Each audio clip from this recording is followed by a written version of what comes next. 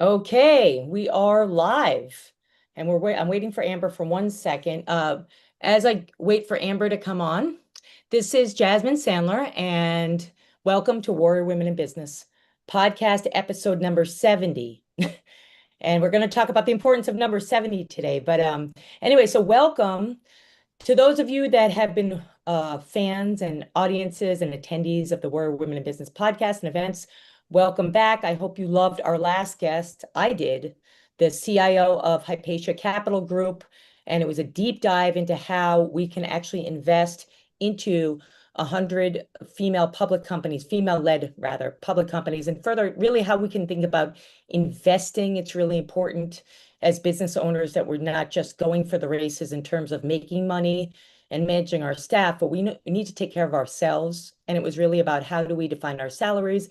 How do we invest? How do we look at investments? And the Hypatia ETF makes it really simple. So if you missed episode 69, I definitely encourage you to take a listen into that to help you grow financially.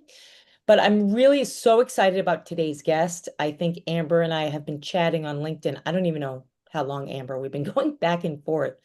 But I love what she does. For those of you that know me, I've been a hockey player my whole life, and I've always supported women in sports. And I'm always finding really unique, interesting, strong women that are doing things to break through barriers in male-dominated industries.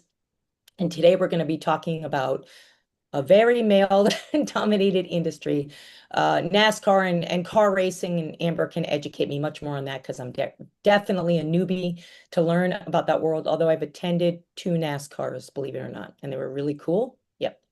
Warrior Women in Business, for those of you that don't know much about the podcast or the organization, I'd like to give you a little bit about what we do. Warrior Women in Business is a very, very mission-driven organization that is here to support the economic growth of female entrepreneurs and women in entertainment and the arts. And we do that by bringing together female leaders across industry through our podcasts and very special entertaining and educational events that we do across the country. Warrior Women in Business started as a little podcast as I'm a keynote speaker for women in business, and it's grown into, I think, a movement. And I love getting interviewed on other women's podcasts just as much as I love interviewing powerful women and female leaders. And Warrior Women in Business, there's lots of ways to get involved at warriorwomenbusiness.com. It is a subset of my executive branding agency, JS Media, where we help primarily female leaders get on stage and get paid what they're worth. So that being said, I want to jump right into our guest today and just give a little bit of background about Amber. So Amber Balcaen, right, I'm saying that correctly, right? She is a NASCAR race car driver, which to me is like so cool. And as I'm sure it is for anyone. And I'm sure it wasn't easy to get there. And I'm sure it wasn't easy to sustain your position, no pun intended. And I'm sure it's not easy to balance because she's not just a race car driver, even though that in itself is crazy. But she's also an entrepreneur. She's also a speaker. She's also from Canada, which I love. And so she's doing so much, and it's not easy to juggle these things and maintain a brand and be a role model for others. So I want to, first of all, thank you for taking the time out of your super busy schedule to be on the podcast. That's number one. So just a little bit about Amber. She's a professional race car driver, entrepreneur, and motivational speaker who made history as the first Canadian female to win a NASCAR-sanctioned race in the United States. Raised in Winnipeg, and people know that I know a lot about Winnipeg, Amber turned her dream into reality through relentless determination, which is what it takes, grit and resilience. And we talk about resilience, just so you know, Amber, a lot. Talk about that a lot. Securing millions in sponsorship funding and building a successful career in one of the most male-dominated sports in the world, which it is. And it also has such a cool history. So I think we're going to get into that today, like a little bit about that. So again, I wanted to thank you for being on. I know that you're a busy lady. So the first thing I wanted to ask about is, it's something that needs to be like, the fact that you are in a male-dominated sport, right? The fact that you are unique in that. I feel that a lot of the women that I interview on the podcast, like I've interviewed army generals, like the most amazing people. They're constantly, I feel like there's this common thread where they're this singular kind of shining light in their industry as a female. And the more and more I personally come across that, I think, well, this kind of needs to change, right? So I'm wondering, of course, we want to know about your background, how you got into the sport, and how you sustained your position in the sport, and how you think that you are paving the way for other women. Yeah, well, I think the beautiful thing about motorsports lately is that we see way more females in the sport now more than ever. When I grew up racing, I was usually the only girl about amongst all men, and now you're seeing several women in the field, and that Right. just goes to show that we're moving in the right direction. Hmm. Yeah, absolutely. So can you talk a little bit about why you chose the industry and some of the hurdles and successes to come across? Yes. So I'm a third generation race car driver. My mom and dad met at the racetrack. I've been going to the track since I've been in my mom's belly, and it's all I've known for my whole life. And my love for the sport just grew and grew and grew.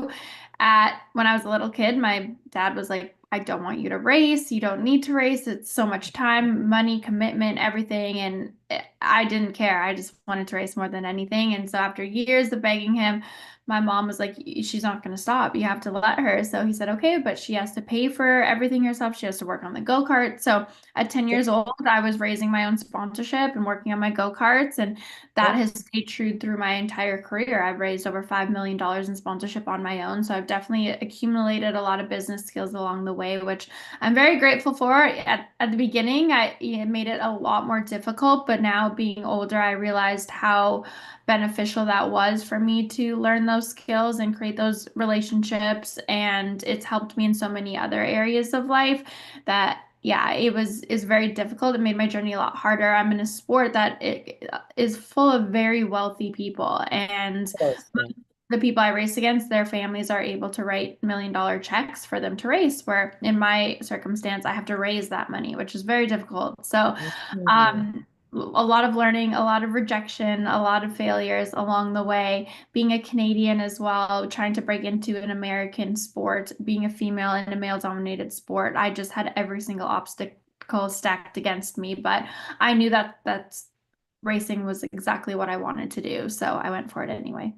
Yeah, I like this. I love, not like, but I love the singular focus. And I do think that you can, you know, trial by fire, as they say, helps you in the long term. And I think, that helps all entrepreneurs to not think short-term game. So I love that you talked about that.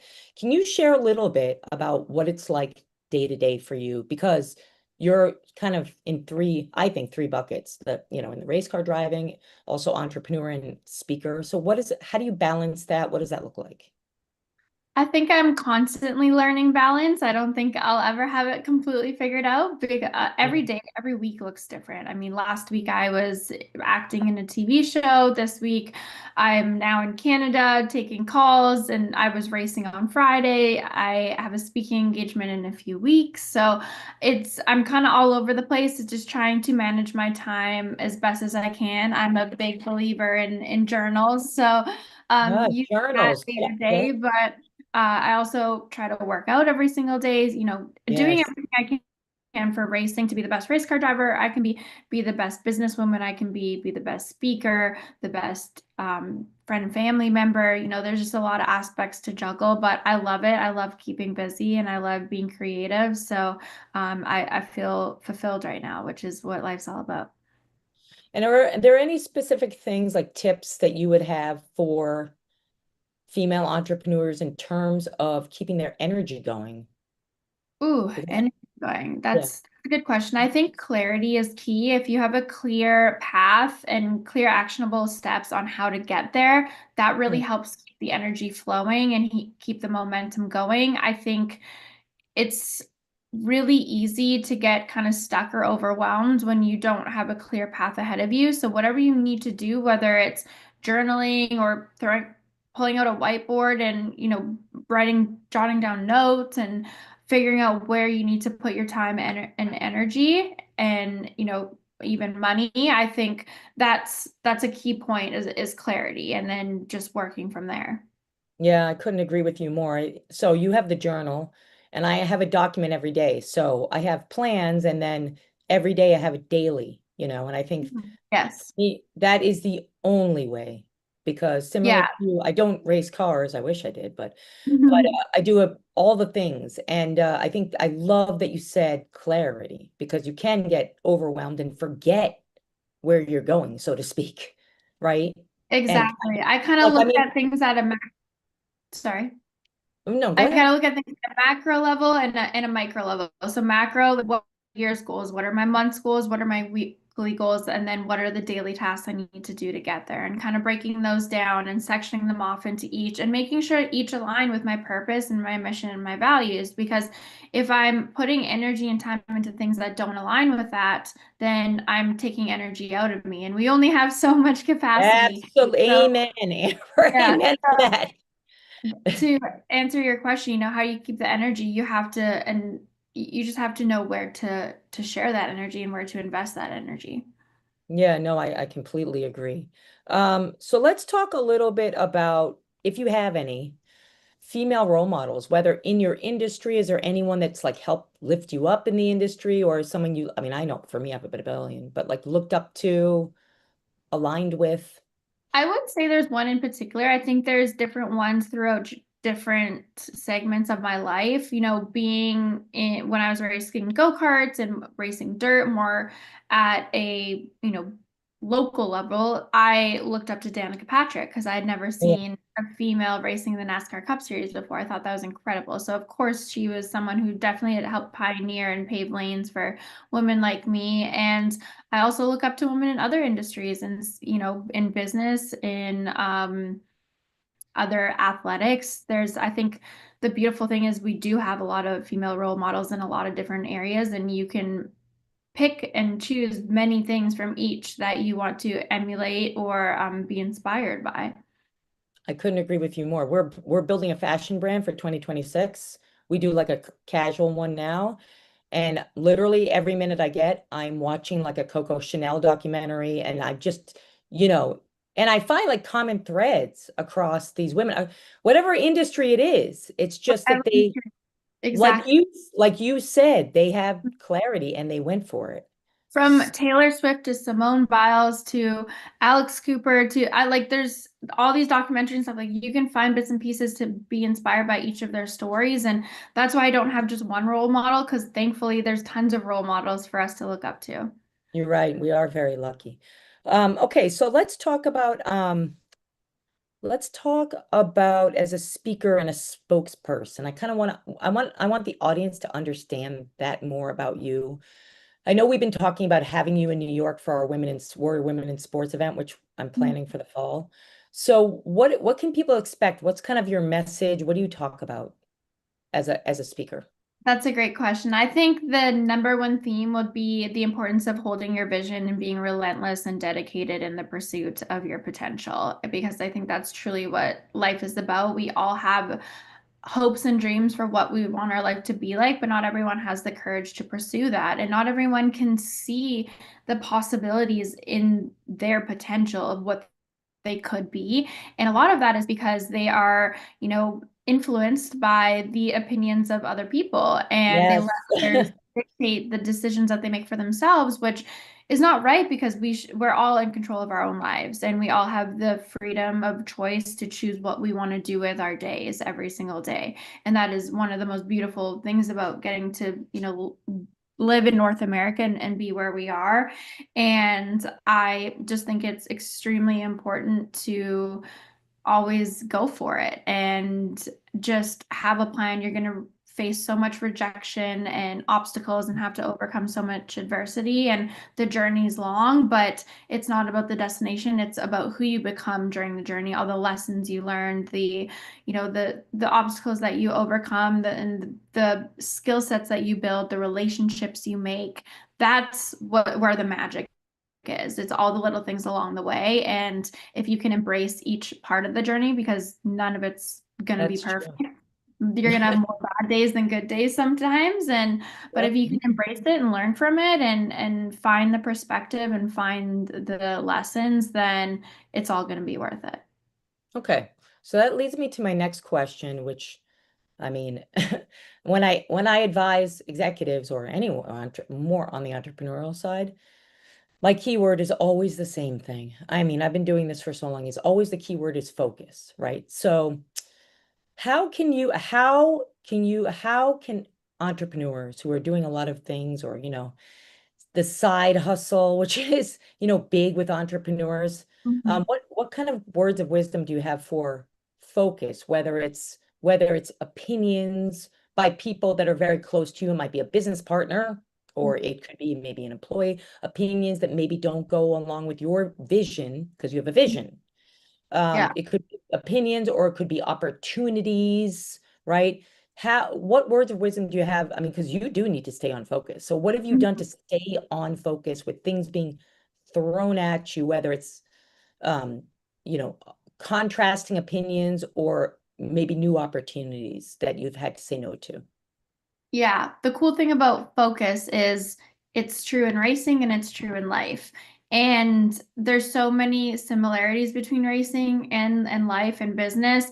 And what's true about focus and racing is where you put your focus in racing, where you physically look, where you put your eyes is where you're going to go. If your eyes are pointed towards the wall, you're going to hit the wall. If they're pointed to where you want to place the car, that's where the car is going to be placed. It's the Yes. same in life. Where you put your focus, your energy, your attention is where you're going to go. If you're focusing on negativity and rejection and the failures that you've had in life, then you're going to accumulate more of those. If you're focused on where you want to go, the possibilities, the excitement of what could be, and the optimism, the all the good parts of your life, you're going to attract more of that, and you're going to go towards more of it. So I think focus in racing and in life is the exact same thing. Where you put your energy, your mind, and your time is where you're going to go. And when it comes to outside factors, you're not always going to be able to control those things. I can't control if someone takes me You out, can't, you can't, if I or have the a flat rain, tire, or they right? they don't get gas in my car. I can't control those things. All I can control is what's in front of me, what I can do with my hands and the steering wheel, my feet with the throttle and pedals. And it's the same in life where you put your focus, the attention flows, and you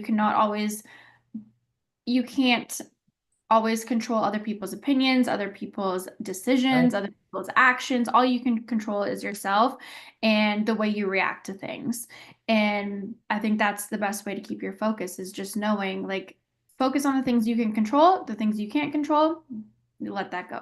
You're right. And I think I would add to that. I love that. And it's abs you remind me of the conversation. I don't know if you watched I don't know if you have had time, but I interviewed Shannon Lee on my podcast, Bruce Lee's daughter.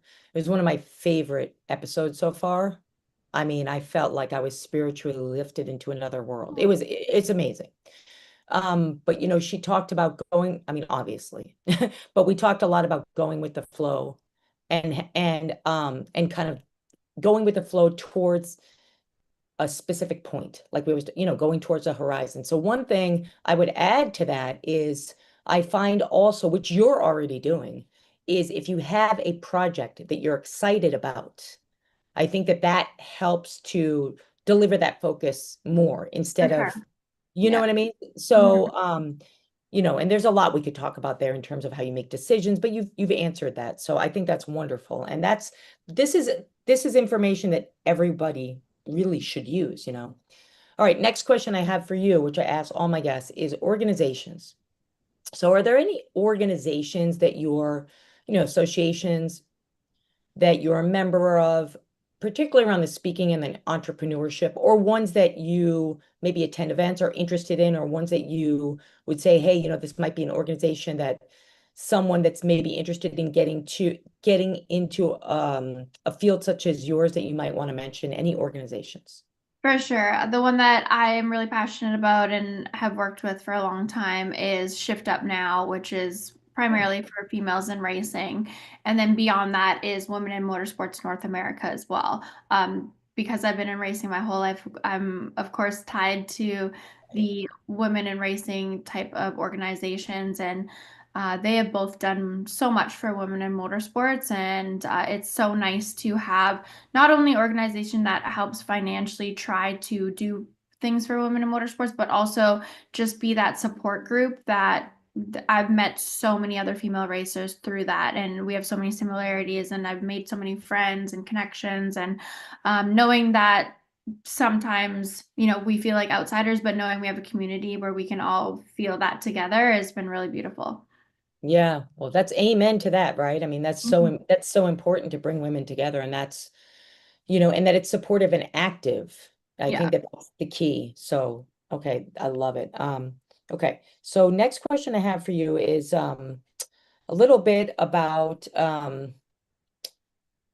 other support that you can talk about outside of organizations, such as maybe family, friends, companies that you work with that have helped to support you. Yeah, I am extremely lucky, and I never use the word lucky, but I use it in this circumstance. I'm extremely lucky to have the parents I have. They are extremely supportive and believe in everything that I do. I could say I'm going to Oh, be an astronaut tomorrow, and they said, "Okay, Amber, go for it." Like they're just very love it. supportive and always have been, and they've always let me make decisions for myself. And even though they might be the wrong decisions, they still let me make them so that I can figure it out for myself. And I just really condone that parenting style because it's let me become the person that I've wanted to be, and just giving me that freedom to be who I am and make my own choices in life and go after my dreams and just have their emotional support 100%. Financially, they never were able to support me in racing, but they've Mhm. always morally supported me. And Yeah, that meant so much to me. And same with my friends too. I have amazing friends. I'm actually back in my hometown this week, which I only get back here about once a year. So being with all my girlfriends that I've been friends with, for 20 years, and right. them seeing me go through so many different phases in life and seeing so many different versions of me and still loving me and appreciating me and supporting me and cheering me on every step of the way has been really beautiful. So if you are someone that has a parent or both parents or even a friend that supports you like that, consider yourself very lucky, because I know not everyone is blessed with that. So I know I have to be extremely grateful for it. Yeah, no, it's amazing. I mean, being an entrepreneur can be a very lonely road. And that's one of the reasons I started this podcast. And I said, I handpick my guests to be women that are doing things on their own. You're paving the way for other women. You're doing a lot of things on your own, Amber. You know what I mean?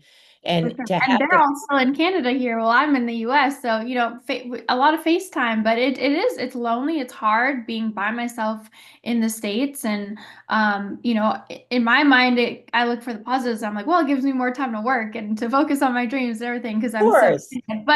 but then when I get moments like this week where I'm back home, where I only get these opportunities once or twice a year, like I'm really relishing in them, how beautiful it is to have them in my life and have their support.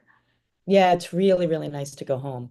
Mhm. So I agree. Yeah, and like I said, I mean that connection, I think it's nice that it seems to me like you have the balance because the organizations in your industry, they feel more active than others that I've heard in other industries. And then you can kind of go home. So that's really good.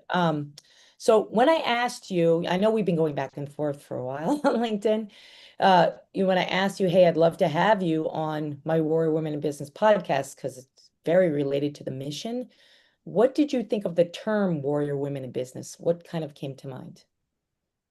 I think to be a woman in business, you need to be a warrior. You need to be strong. You need to know who you are. You need to be confident in yourself, your abilities, your worth. And yeah, it takes you have to have thick skin. It takes a different type of person to kind of command Yeah. that respect from other people. Yeah, absolutely. Yes, thick skin. And that's not easy. It's not, I was at a Women in Investing wine event recently, and I was talking to a couple of other female business owners. And we were talking about, that kind of thick skinness and that, I said, we were chatting and they were asking me a lot of questions. And I said, you know what? This isn't for everybody. I think that's the main thing. No, no, it's It's not. really, it's not like roses or whatever No, they call it, whatever that yeah. phrase is. It's not that. No. Yeah. It's not that. But Entrepreneurship is not for everybody in it's general. really, It's a you have to have a very different mindset and be willing to do and go through a lot of things others aren't. And it's not going to be fulfilling for everyone, but there's a certain type of person that I can't imagine doing anything else. I could never work a 9 to 5 for someone else. I couldn't do it, but I'll work 24/7 for me, you isn't know? that funny? Isn't that funny? It's the truth, Amber. It's Yeah. so crazy and the truth. Hmm. Because you're probably, if you're anything like me, you're probably all constantly thinking about Yes. that. Yes. Right. Yes. Constantly thinking about that and coming up with ideas because Yes. you're creative Yes. about that. So to You turn can't that turn it off. off, You right, to can't turn that off, hard. it's like, well, what's my purpose? So Yeah. I completely get it. So let's talk about your goals coming up 2026 a little bit. What are some of your goals? What are some of the things that you're doing on the speaking track, on the racing track? I'm sorry, these puns are so easy to me. I'm so sorry. Yeah. No, you're So what are some of the things that you're doing that you're looking forward to that maybe my audience can attend or be a part of?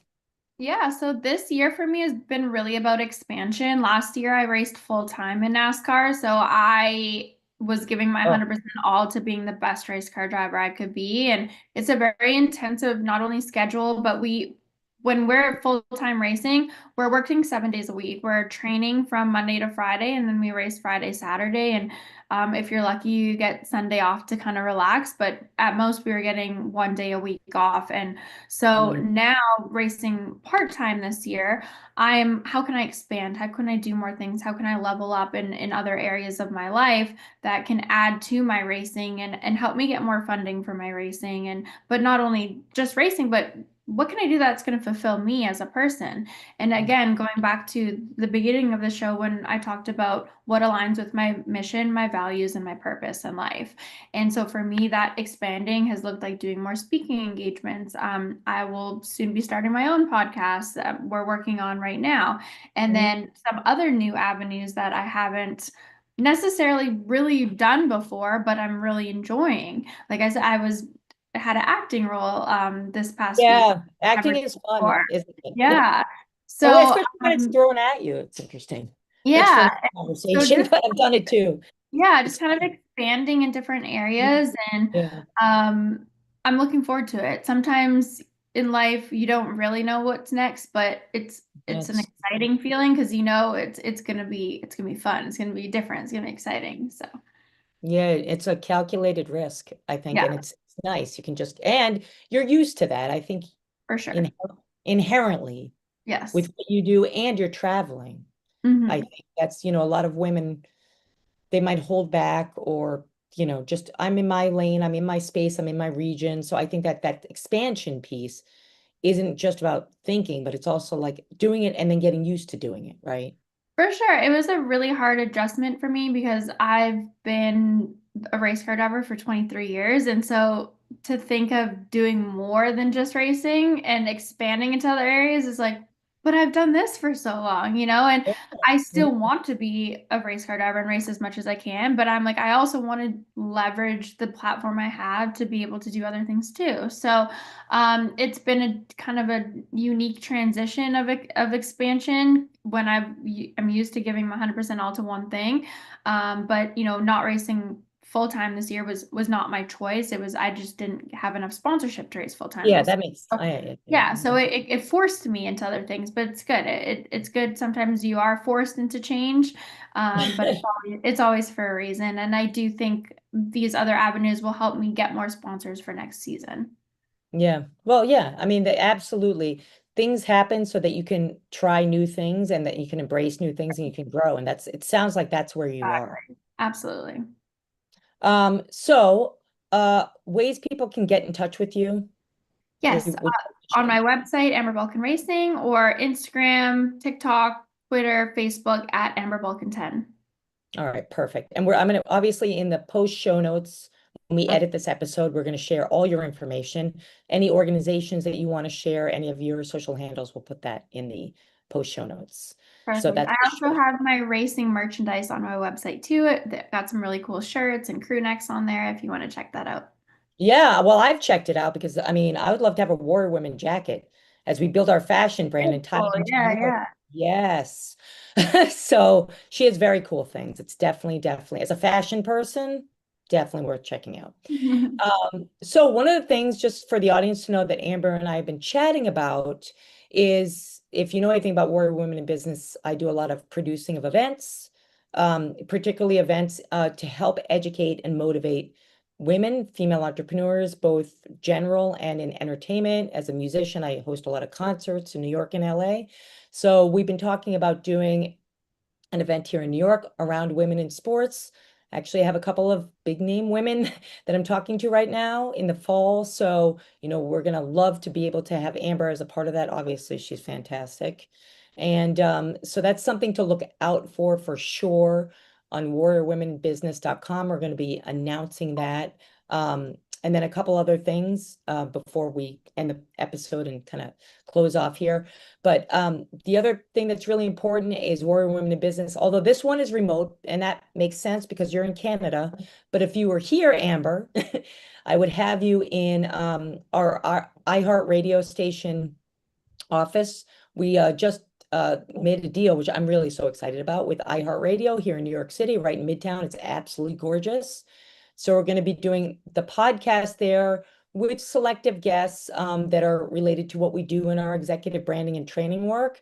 So look out for that coming up in the fall as well. And if anybody's interested, there's an application process. You can reach out to us and we'll share that. But with all that being said, I think today's podcast on a Monday for me has been very, very motivational. I think you're wise beyond your years and all the things that you're doing. A lot of women, they definitely should listen to and watch this podcast because you're doing a lot of things that a lot of female entrepreneurs I know definitely haven't done, because I think that a lot of women, and we talk about this a lot, sometimes they hold themselves back, or like you said very poignantly, get overwhelmed and get stuck in a lane that doesn't work. So I think your words of wisdom here are very well kept, and I think that women can 100% take advantage of them. So thank you for that. And Thank you.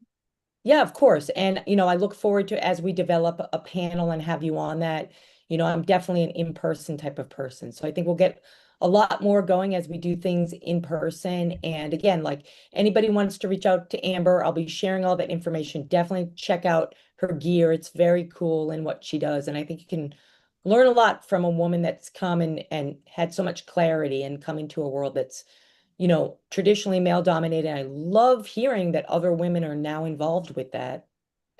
I think that'll pave the way for other females that want to get, involved in your industry itself. Mhm. So, are there any other comments or words of wisdom that you want to share, or any other events, anything that you'd want to share with my audience? I'm always looking for sponsorship for my racing, and there's a lot of different ways that I can prove return on investment for that. A lot of business to business opportunities, branding opportunities, both on social and on the car and the races, hospitality, VIP events at tracks. So a lot of cool opportunities there if anyone is interested. But I just want to say thank you so much for having me on your show today. No, thank you for your time, and I look forward to meeting you in New York. Yeah. And I think it's just going to be wonderful. And for everyone, again, this is episode 70. We'll have a surprise next guest in the iHeart Radio studio coming up. But please check out the other podcast guests. We'll be sending out a final edited clip of this, or full episode of this, coming up next week.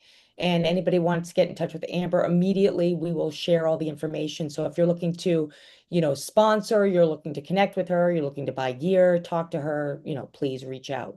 So, with all of that being said, I want to thank everybody for tuning in, and most importantly, Amber, for her time.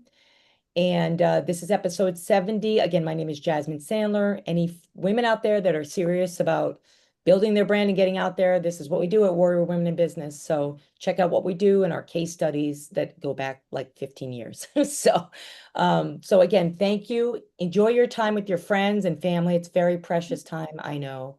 Thank you. You're Appreciate welcome. You're welcome. it. Thank you so Okay. much for having me on. You're welcome, Amber. All right. Take care. Bye. Bye-bye.